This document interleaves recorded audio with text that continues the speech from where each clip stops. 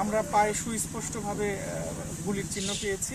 এই গুলি ভারতের অভ্যন্তরে এই গুলি বর্ষণ হয় বিএসএফ এর গুলি, তার দু পায়ে গুলি পেতে এবং পর্যাপ্ত রক্তক্ষরণ, তার শরীরে কিন্তু এই মুহূর্তে আর কোনো রক্ত নেই।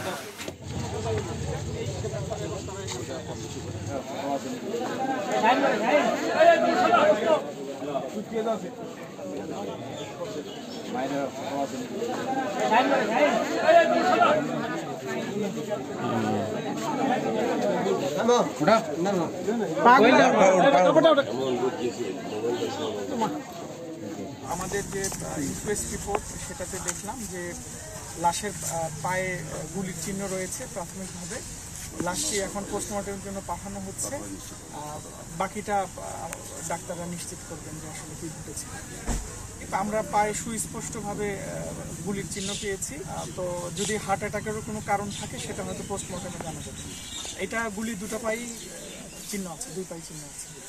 গুলি তাকে লাগছে এটা সত্য, কিন্তু গুলি লাগার পূর্বে এর আগে সে 1 থেকে 2 বার সে স্ট্রোক করেছিল হার্টের সমস্যায়।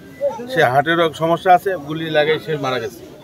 এটাই মূল বাস্তবতা, আর কিছু না। এবং আমরা বিজিবিকে বারবার বলি যে বর্ডারে যাতে কেউ না যায়। বিজিবির অবহেলার কারণেও এটা একটা অপ্রীতিকর ঘটনা ঘটছে।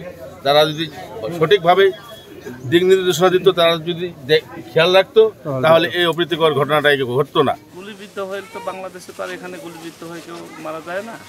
সচরাচর বিভিন্ন কর্মকাণ্ডে ইন্ডিয়ায় চলে যায় বিভিন্ন উদ্দেশ্যে, বিশেষ করে দুর্যোগপূর্ণ আবহাওয়ার মুহূর্তে ঘন কুয়াশা, ঝড় বৃষ্টি, এই সময়ের মধ্যেই তারা কিন্তু এই অসৎ উদ্দেশ্যে ইন্ডিয়া দিয়ে থাকে। তো যতদূর সম্ভব এই গুলি ভারতের অভ্যন্তরে এই গুলি বর্ষণ হয় বিএসএফ এর গুলি। RICL TMX, যুগের পর যুগ স্থাপনা থাকে মজবুত।